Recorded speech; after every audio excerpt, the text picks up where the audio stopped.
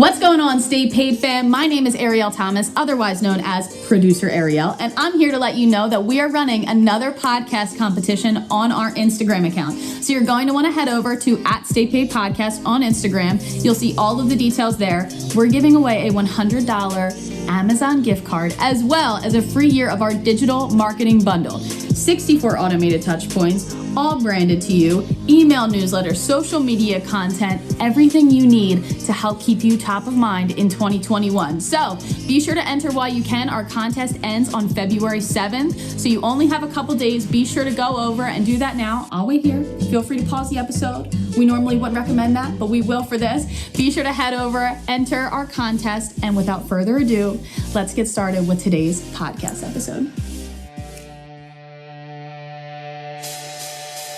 From ReminderMedia, this is Stay Paid, a sales and marketing podcast on a mission to help you close more deals and retain more business. Hosted by the VP of Marketing, Josh Steik, and ReminderMedia's president, Luke Akery. So get ready to hear the golden nuggets that will allow you to live a life of freedom tomorrow, but only if you take action today. Welcome to another episode of Stay Paid. I'm Joshua Steik along with Luke Akery. And if you are in sales and listening to this podcast, and you probably are. Yeah. I mean, let's be honest. Everybody's if you in subscribe sales. to us, well, that's true too. Yeah, everybody. Even if you're in accounting, you're in sales. I was going to say if you subscribe to a sales and marketing podcast, you're probably in sales, but you are right. Every single person is in sales. You're going to want to stick around for this interview. But before we introduce our guest, we would love it if you take a minute and subscribe to Stay Paid on Apple Podcasts if you're not already subscribed, and leave a review along with a comment to let us know how we're doing. This week's featured review comes from Jacqueline, WGE. She says 5 stars, short and sweet. Thank you for sharing all great, helpful tips for sales and marketing. Yeah, it makes me feel good. I love it.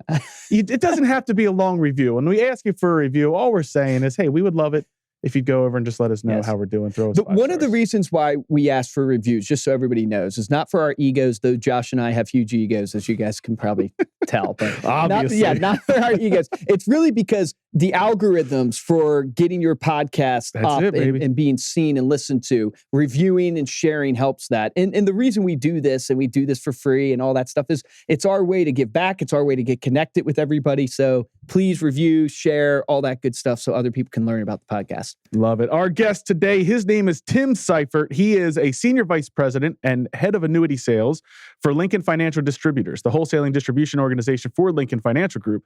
Tim has over 30 years of experience in the financial services industry, both selling and developing sales leaders. He has spoken at multiple universities on topics such as traits of the great, and is known for creating an optimistic culture and championing sales excellence. Tim, welcome to Stay Paid. Thank you so much for being here.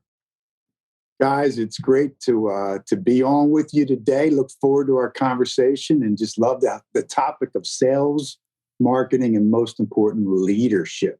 I love that. Areas. Man, we are Awesome. excited to have you on. And so the audience knows Nicole, which is your niece, right, Tim? Nicole actually works for ReminderMedia. And I got to give a shout out to Nicole, because I'd be remiss if I didn't give a shout out to Nicole. We get so many Facebook testimonials where our clients literally shout out Nicole's name for her service. She helps out in our coaching department. So she's one of our coaches over Seriously, there. go to Facebook, check out our reviews. You'll see Nicole's name. It's amazing. Nicole. And what's awesome about this, and Nicole, we're blessed to be able to get the intro to you, Tim, through Nicole, and you're a mentor of Nicole's. And so that's a testament for everybody listening to this, that I get the privilege to work and be around Nicole and see kind of her success. And I'm sure a lot comes from your mentorship and a lot of the advice you give. But I'd love for you to take just a few minutes and really introduce yourself to the audience, because you have a long career in sales and leadership, and just kind of bring people up to speed to what brought you to where you're at today. There's no doubt about it. And I think that's something we should really discuss too, is that whole idea around being a mentor.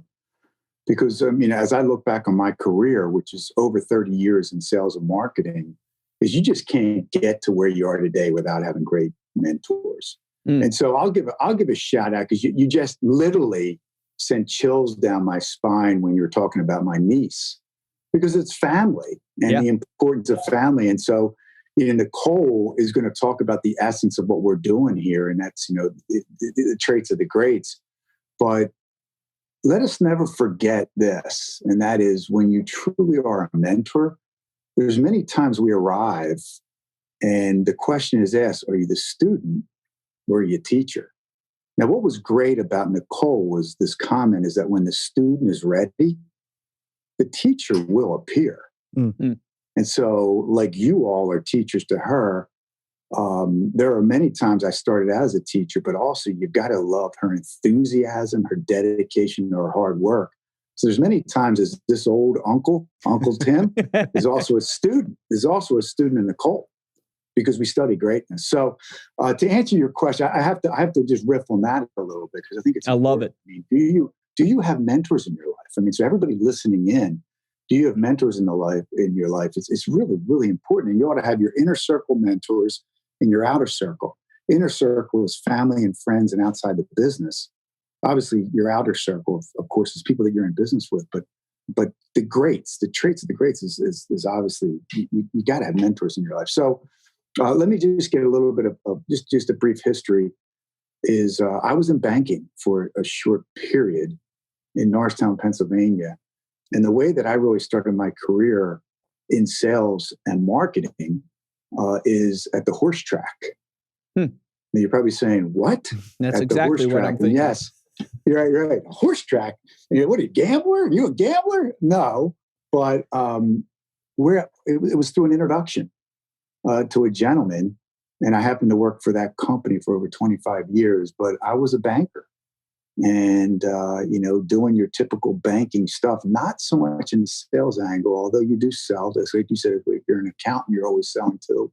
We always sell. But I met him at the track, and he ran this sales and marketing organization called Planker that we were ultimately bought out by the Hartford. And it's the largest independent marketing firm on Wall Street at that point. Wow. Independent sales and marketing firm. And we got into, the title of this is Get Paid, right? Yeah. So well, you got to stay paid. You got to get paid to stay paid. Stay paid, get paid, right? But stay paid and get paid and stay paid. Yeah. So it was one of those things where I was literally 6 months out of college, and I had debt, and I had an aspiration to make sure that my family was fully taken care of. And from the looks of my brothers at that time, I was the one that was going to help out. Single mom, and two brothers. And I wanted to get paid and I wanted to stay paid. And we started talking about careers and opportunities. And he said, you're too brilliant to be a banker. Nothing against banker, but Tim, you need to get in sales and marketing. And so I started out with that company called Planker. We ultimately got bought by the Hartford. But I've been in the sales and marketing arena since I was 22 years old. Wow. I became one of the youngest divisional sales leaders in the financial services business at age 28, after being a very, very successful salesperson. And we'll get into that, the traits of the greats. How did you do it? And now I've only been with 3 companies. I've been with Planco Hartford. I've been with the Prudential, where we took that organization from 10 billion to well over 22 billion in just 3 years. And now I'm at Lincoln Financial. And my role and responsibilities at Lincoln Financial is to develop future sales leaders. And outcome of developing future sales leaders is we're going to hit a really big number and drive it well in excess of 20 billion in sales. So that's really the story. I love that. That's 20 with a B. With a B. Yeah. I don't know if we've had any $1 billion businesses yet on the podcast. So I love this. I'm already intrigued. I like, even like you saying, like, what's the outcome of developing great sales leaders? It's the results, right? Yeah. And what's great about that, and I want to point out to people, because it's something that I'm constantly trying to remind myself of, is a lot of times you can't control the results, but you can control the activities, right? You can control what you focus on, what you do, these principles, these traits of the greats, as you keep referencing, which we'll get into. And I just think that's a super valuable lesson that you have to learn in life, because you can't really control the results a lot of times. No, you can't. No, I mean, with that said, let's kind of dig into it. I'm super curious. What did you attribute the success, that early success, to? What have you kind of learned over time that are these traits? It is amazing that the basics, the fundamentals never ever change. The way that you get to it can change with technology. We're more efficient than we've ever been. But everybody's got a story. And my story was one of my mentors, Joe Thompson. He was the guy at the track. And I came in out of banking and I got handed a call sheet, and it was actions over outcome, activity, 50 high quality calls, 15 real contacts, it just pounding the phones. And ultimately, that was an internal job, ultimately to get an external job. And he put us through this formula of success. Since then, I have studied in teaching all the leadership is I've studied outstanding leaders and what specifically is it that makes them great. Outstanding sales leaders, what makes them great? Outstanding anybody in business. And what are these factors? And Joe Thompson, when I went on and I got my official territory. So I left the Philadelphia area and I went down to Southern Virginia and West Virginia, just packed up my car, and he said, "You've got a small territory. Go get them, kid." And I said, "Joe, are there any words of wisdom?" And he handed me 2 books and 5 principles. The 2 books were, number one was what they called a red book. So back then, a red book was the addresses of all the people that I would call on. It was a phone book, but in the financial services business. So basically, that's your prospecting book, because we had no sales, 0 sales, right? It was virgin territory. Just go get it. So the red book. The other book, and to this day, I read it between Christmas and New Year's every year. I reread it. He gave me Napoleon's Hill book, the famous book, Think and Grow Rich. Yeah, I love it. With the 13 fundamentals of that. And he said, you're going to have really lonely nights, lonely days on the road, in hotel. Whenever you get lonely, master this book. And to this day, I go back and read it because those fundamentals, remember, it's mindset. First thing, it's think. If I think big and I have desire, I will create incredible outcomes, right? So I read it and I read it and read it. The 5 principles that he gave me, you ready? And I've studied this all over the country. Traits of the greats. 5 things that the most successful salespeople do each and every day with discipline is, number 1 is work ethic, right? Nothing works until you do, right? Actions over outcomes. We talked about that, right? Yep. High activity, work ethic. That's number 1. Number 2 is skill set. Whatever industry you are, find out what skill sets are going to take you, and you've got to become the master of that skill set. And so that's the whole 10,000 hour rule. Practice and practice and practice and practice. So in our business, you've got to be the best presenter. You've got to be the best at the consultative sales approach. You've got to be the best at qualified introductions and asking for referrals. And so you have to master that, right? And you do it over time with practice. Number 3 thing is knowledge, right? And that is, leaders are readers. They're readers of people. They're readers of the industry. They're readers of the environment. But you've got to be well read. Number 4 is what we call the CEO mentality, or we talk about entrepreneurial, right? That being a small business owner. It's a question. Are you a salesperson or are you a business owner? So there we say, Think Inc. Yes, I work for Lincoln Financial. It's 15,000 employees, but it's Tim Seifert Inc. in that entrepreneurial spirit of thinking like a business owner. And then the last one, the 5th trait or fundamental, the principle that he taught me back then, was attitude. Because every day you wake up, you have a choice. And so do you have the right attitude? And so we talk about that as consistently the attitude of gratitude. And so those 5 principles with discipline consistently over time, it hasn't changed.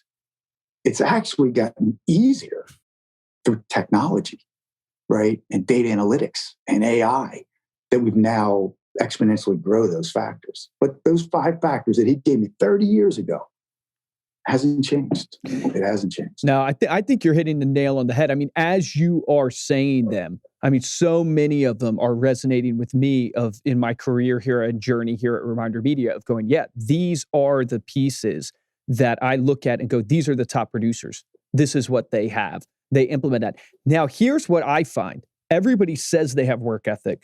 Very few people do. Like I've always explained to people, work ethic's a lot like integrity from this standpoint. Integrity is who you are when people aren't looking.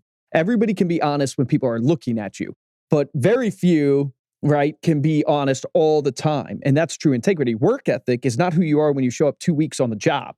Everybody can be good when their first 2 weeks on the job can put in and grind it out. You're ready to go. Right. It's a year in, 2 years in, right? It's that ability that when no one's around, no one's picking up. You talked about that lonely night in the hotel room. I mean, that's true work ethic. So I'm curious from like you, how do you pick up a person right now who's down? Like they've been beaten down by COVID.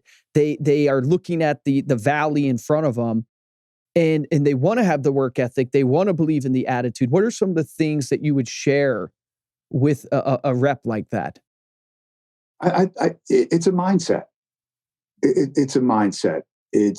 I would write certain phrases on your computer. I would write them down every day.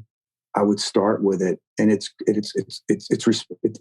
what they call in the traits of the greats or the the Think and Grow Rich. It's group Carl response that we say to ourselves over and over and over again. Nothing works until I do. Right. So just talk about that. I would talk about this whole idea, the things that we focus on, expand and grow. I would talk about the formula for exponential growth is a few objectives, narrow the focus consistently over time. Again, it's think and grow rich. And flat out, no is temporary. Like just continue to pound the phones, continue to make the calls, continue to do what you do. And understand that, don't take anything personal. You've got to put in the activity. So it's actions over outcome, right? So I think it's a mindset.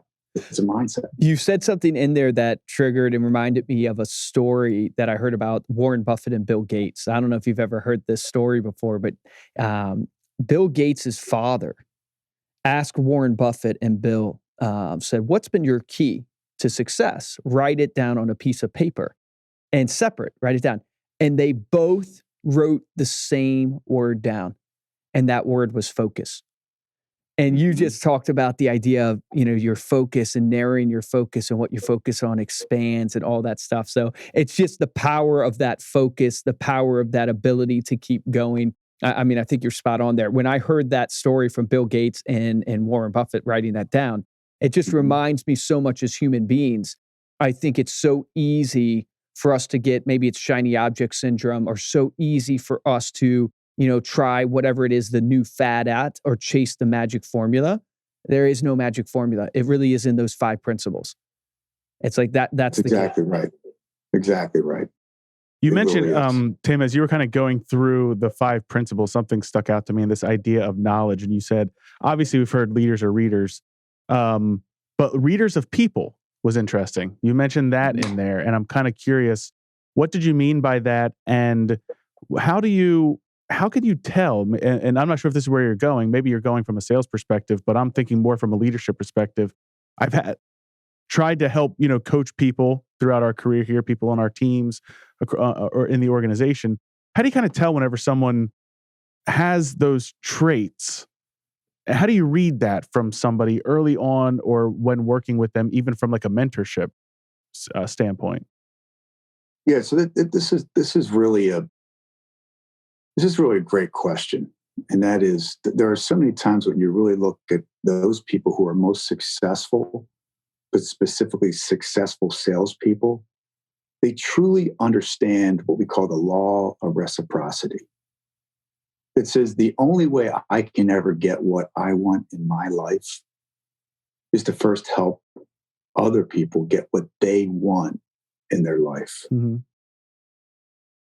And so for all of our listeners today I think we need to understand that today more than ever, is that we know that great salespeople ask really great questions. They're masters of asking great questions. But more importantly, today more than ever, is they're a great listener. And we can talk about what are the skill sets specifically around listening, if you can judge whether you're a good listener or not. But if you really understand the law of reciprocity and you really do understand people, is the most important questions you ought to be asking, particularly in this time right now, is before we get into any business, ask a question like, tell me what you and your family are doing to stay safe. I mean, you guys asked me that question right away. Hey, it's great to meet you. It's a great office. We talked about an office. We talked about getting out and seeing people in post-COVID. But one of the most important things is just to make sure from a human being standpoint of view that you generally care about others. Mm-hmm. And today that's more important than ever, right? Is ask really great empathetic questions about how they're doing and understand the law of reciprocity. That you will in turn, you will get what you want if you truly help others get what they want, and understand that deep down in your soul, and you will be rewarded. I promise you that. How are you finding that you guys are adapting to trying to do that in your organization during this time where it's harder to be face-to-face, if almost impossible sometimes? Like, what's some of the moves you guys are making? We have been, our model forever and a day has been belly to belly. It is not kneecap to kneecap. It is going out and seeing people. It's visiting people. Now we have our internal sales, but it's external. Well, our model has completely flipped because we're forced. In the financial services business, a lot of us can't go out and do it. And what we have found is our efficiency and effectiveness in our sales professionals have increased substantially. Where a great external salesperson used to see between 5 and 7 people a day. Now we're doing 15 to 20 virtual appointments. Jeez. Wow. And same closing rates? Same. We're blowing through our sales number. Why? Because we're having remember this, HQ squared, highest quality activity with the highest quality professionals equals results. So now we're doing more high quality activities with the highest quality folks because we've built great content that help them achieve their goals. So is the new model better? Efficiency and effectiveness. It's going to be a combination. Some of those activities that we used to do in person, our person we serve, the financial professional, we're what they call a wholesaler. The financial professional says, I don't need to see you as often. I can do my CE, you can do group presentations, you can do new product launches. Let's do it virtually and let's cut right to the chase because it's a good use of my time. So we call this, you must become the virtual virtuoso.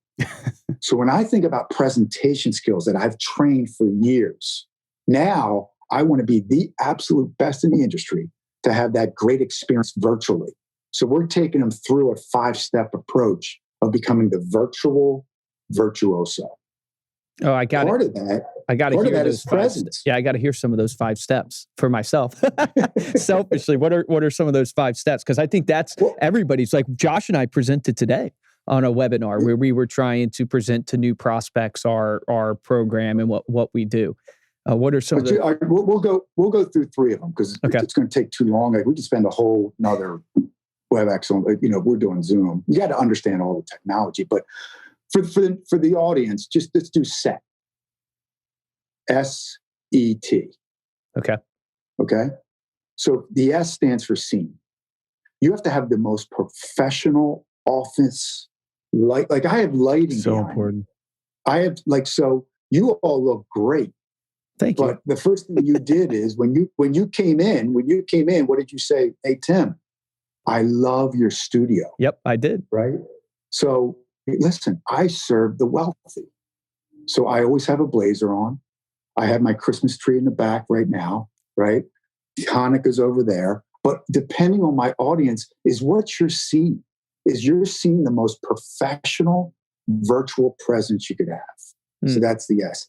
E is engage. Now we're engaging. But last week I just spoke to 4,000 people because I was on the main stage at an audience. It's 4,000 we had to use on 24.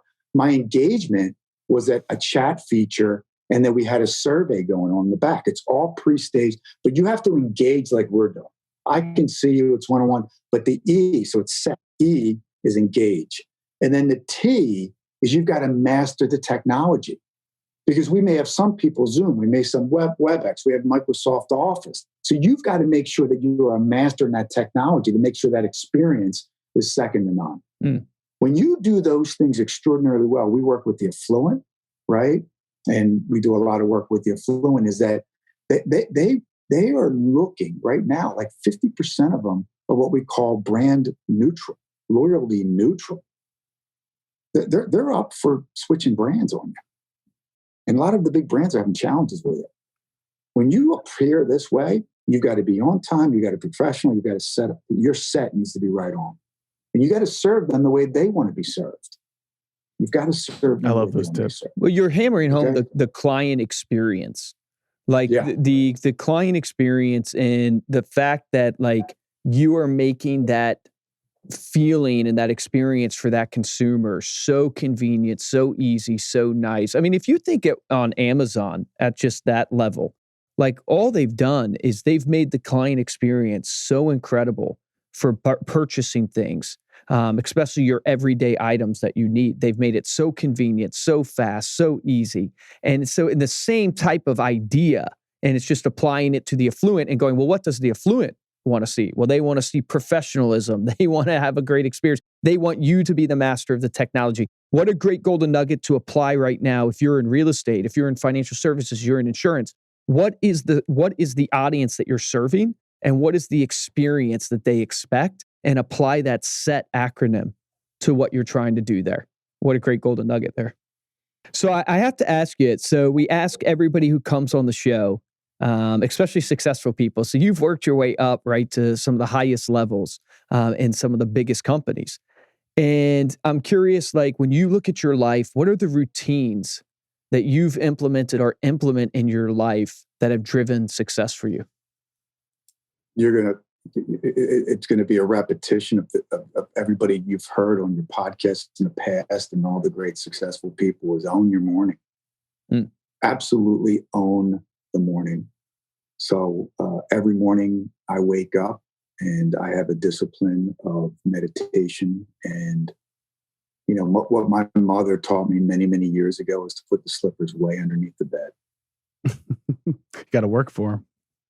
So every morning when you wake up, you have to get down on your knees to get your slippers out. And when you're down there, have that attitude of gratitude. And if you start every morning with your gratitude journal or your attitude of gratitude, man, your world's going to change.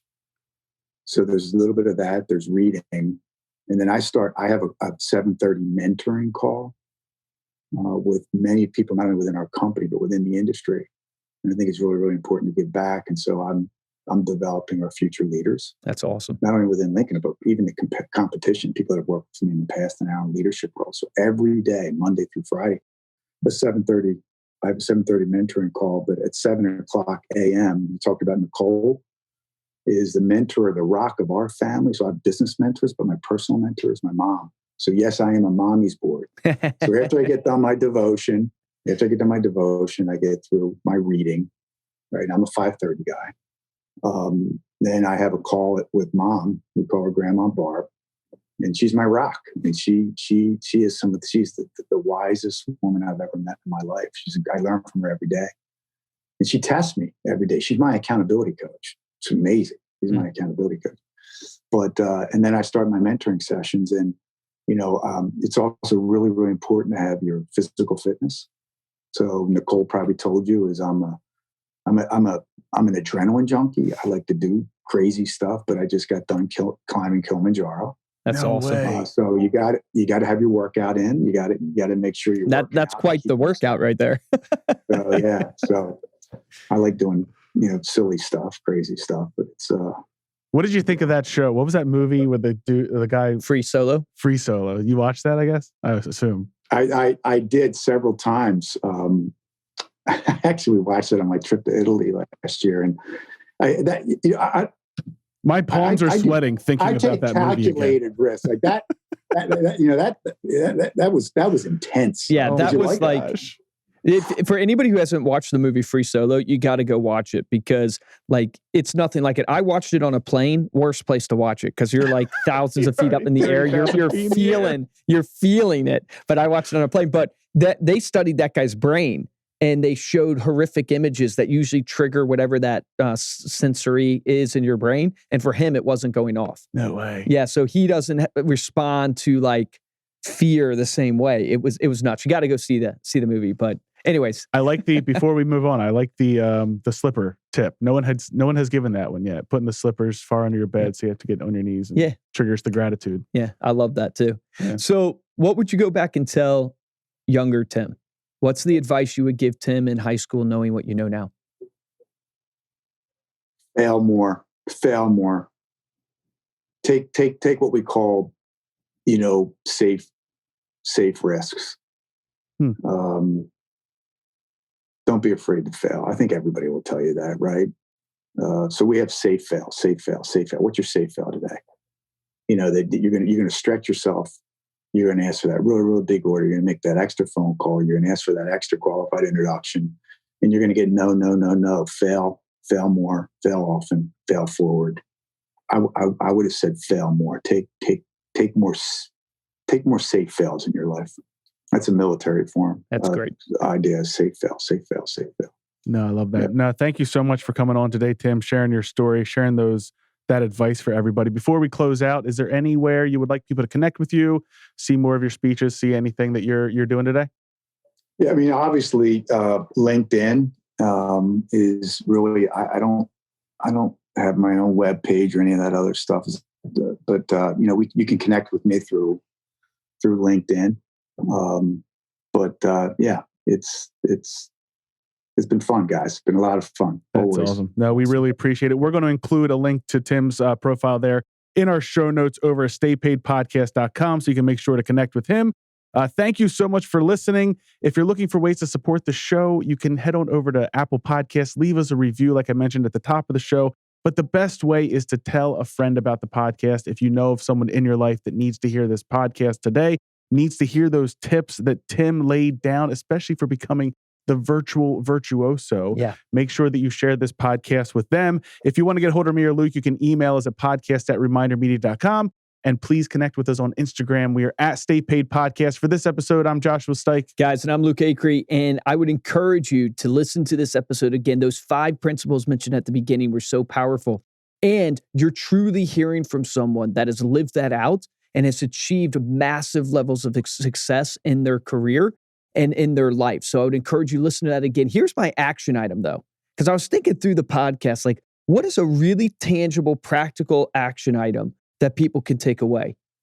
I think every single person listening to this right now, if you can hear the sound of my voice, get the book Think and Grow Rich, and read that book. Like, think about that for a second. All of us can go buy that book, can go read it again and again. You said, Tim, you read it every year. I love that. Every single year. That is a really tangible action item that we can all apply in our lives. Remember this, the difference between a top producer and a mediocre producer and over the 140 different industries Josh and I have worked in is top producers take action. Take action on that today.